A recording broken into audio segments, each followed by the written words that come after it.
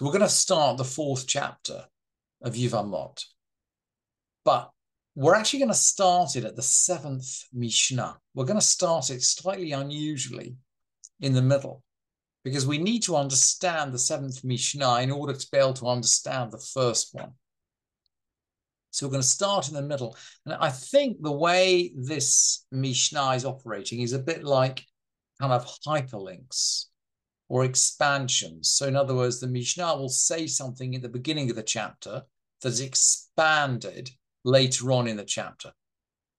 So I think that's the way it's organized. But in order, because we sort of learn in a linear way, we're going to start, if you like, further down, and then we're going to work our way back to the first Mishnah. So the 7th Mishnah, and I've trimmed it down a little bit. We'll learn the Mishnah in full in a couple of days. But the bit we need is in the middle. Ha'choletz livamto hu asur bikrovoteha v'hi asura bikrovav. Someone who performs chalitza with his yevamah, he's forbidden to marry her relatives, and she's forbidden to marry his relatives. Now, someone who's done chalitza essentially has a status of someone who's divorced.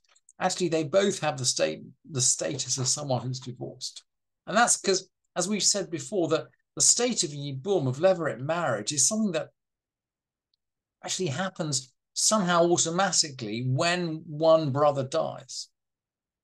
So you can only get out of it with what is effectively a divorce. The chalitza is equivalent to a divorce. Needs chalitza to get out of it. So once chalitza has been performed, the couple are a bit like a divorced couple, and all the restrictions which apply to a divorced couple apply to a couple who've done chalitza. So the Mishnah goes on, hu asura b'imah, he can't marry her mother. Because you can't, in general, you can't marry your wife's mother, and you can't marry your divorced wife's mother. Uva emimo, and her grandmother, same thing. You can't marry your wife's grandmother even after divorce. Uva emaviha, and his the grandmother on the other side. Uva vita and her daughter. Uva vat bita and her granddaughter. Uva vat bana and her granddaughter by her son. Uva achota bisman shehi kayemet, and also her sister while she's alive. The Mishnah is very explicit here. So it is permitted to marry 2 sisters after one of them dies, but not when they're both still alive. Ve'acharin mutarin, and the brothers are permitted. So, you know, your brother can do any of these things if you've done chalitza, but you can't.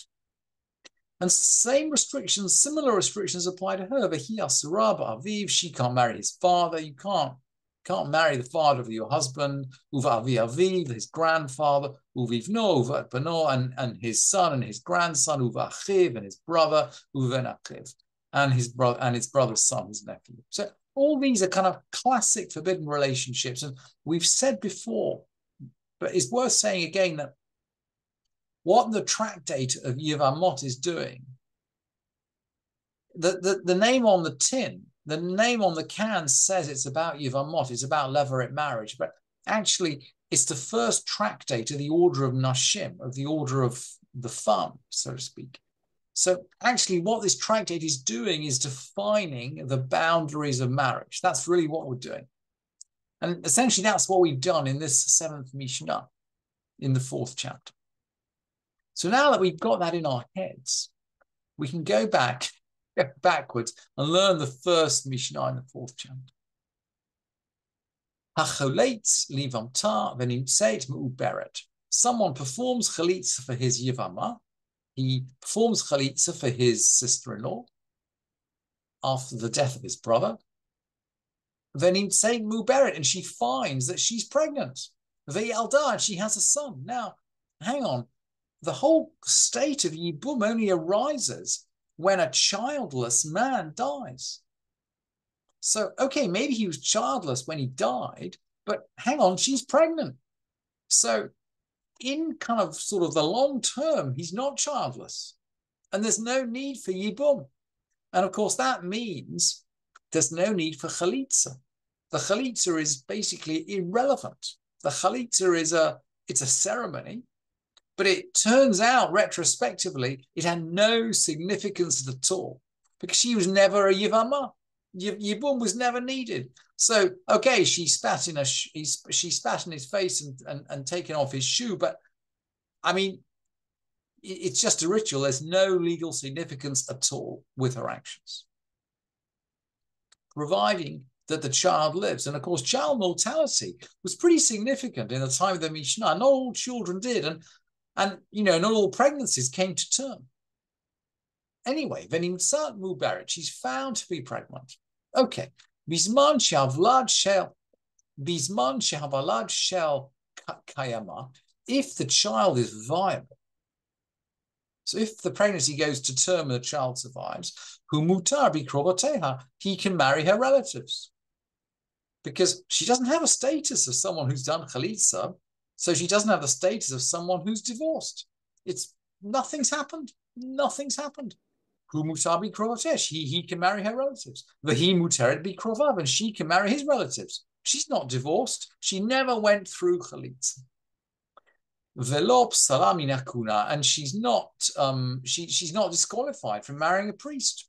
Priest doesn't marry a divorced woman, but she's not a divorced woman. She's not a chalutza. She might have gone through the ritual, but actually nothing happened of any legal significance.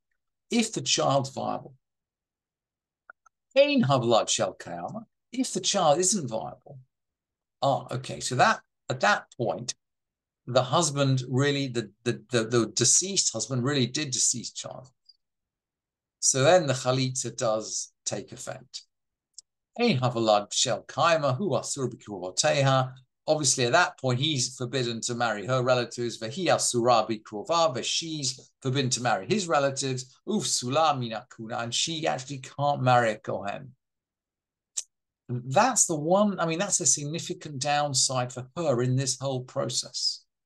So the process of rejecting her brother-in-law means she can no longer marry a kohen. And we might see this. We're going to see Yevamot in coming months, and this is going to be one of the tangible downsides to chalitza that we're going to see. So that's the first Mishnah. What about if he marries? What about if instead of doing chalitza, so let's have the same scenario. She's found to be pregnant, but instead of performing chalitza, they performed yibum. He's actually married his deceased brother's wife via yibum, and then they find out later there's no need for this because she was pregnant all the time. So there's no need for yibum. There's no possibility of yibum. Now, can you kind of just do yibum? Well, we learned right at the beginning of the tractate that yibum's a delicate proposition. Because sure, there's a mitzvah, yibum, it's in Devarim, we learned the psukim. But there's also a prohibition on marrying your brother's wife. Ervat Eshet achicha lo tegale. It's a verse in Vayikra, in the Parsha of Kedoshim, in Leviticus. Ervat Eshet achicha lo tegale. Don't uncover the nakedness of the wife of your brother. You can't marry your brother. In principle, you can't marry your brother's wife. The yibum, the levirate marriage, is an exception. Ervat achicha, it's a nakedness of your brother. So we're in yibum, we're treading this delicate balance. So providing the brother's childless, we're obliged, we're obliged to offer his wife yibum, but if the brother isn't childless, we're forbidden. So depending on the state of that pregnancy, we're either obliged or we're forbidden.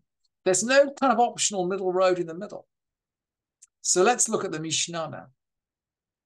Hakoneset Yevimot, someone who marries his Yevamah. He marries his sister-in-law after his brother deceases. Venimtset Muberet, and she's found to be pregnant. V'yalda, and she has a baby.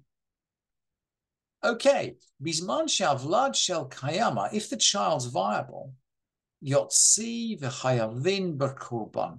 If the child's viable, he has to send her away. He's in breach of the prohibition on marrying your brother's sister. He has to divorce her. and they have to bring a korban. Ve'im ein havlad shel kaima yikayem. If the child's not viable, I mean, the Mishnah says yikayem, it will stand. I've translated that as he may keep her, but I think it might also mean the marriage stands, the yibum stands. If the child of the previous husband isn't viable, then the previous husband died childless. So the yibum stands. She's married to the brother. What if there's a doubt? What if there's a doubt? Safek ben tisha rishon, safek ben shiva acharon. Maybe it was a 9-month pregnancy of the first one. That's the deceased brother. Safek ben shiva acharon. Maybe it was a 7-month pregnancy of the second brother. So the rabbis have a view, by the way, that pregnancies can't be 8 months. So they know about preterm births, and they think of that as 7 months. I mean, I think their scientific understanding was not quite as complete as ours is today, and they probably had maybe they couldn't accurately determine month of conception. Anyway, they had a view that a 7-month pregnancy could happen, so an early term baby could be born.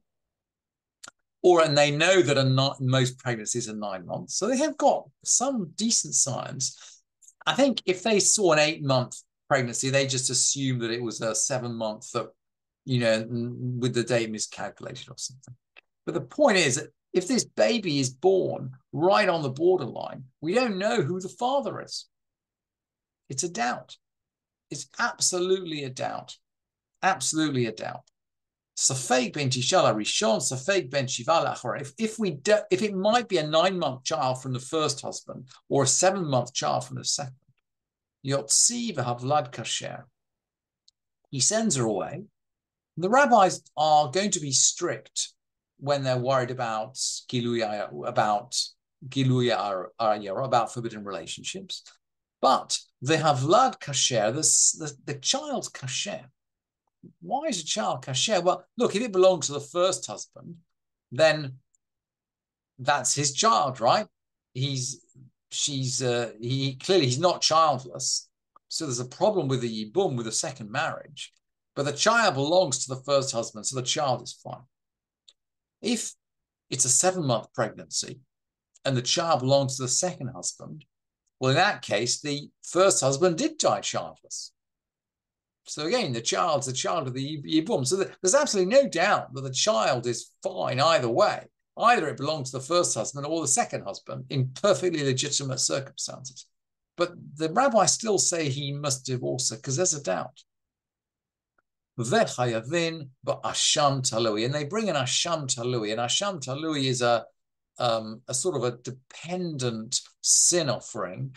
If you're not quite sure whether you committed a sin or not, you bring an asham talui. It's a sort of just in case sin offering.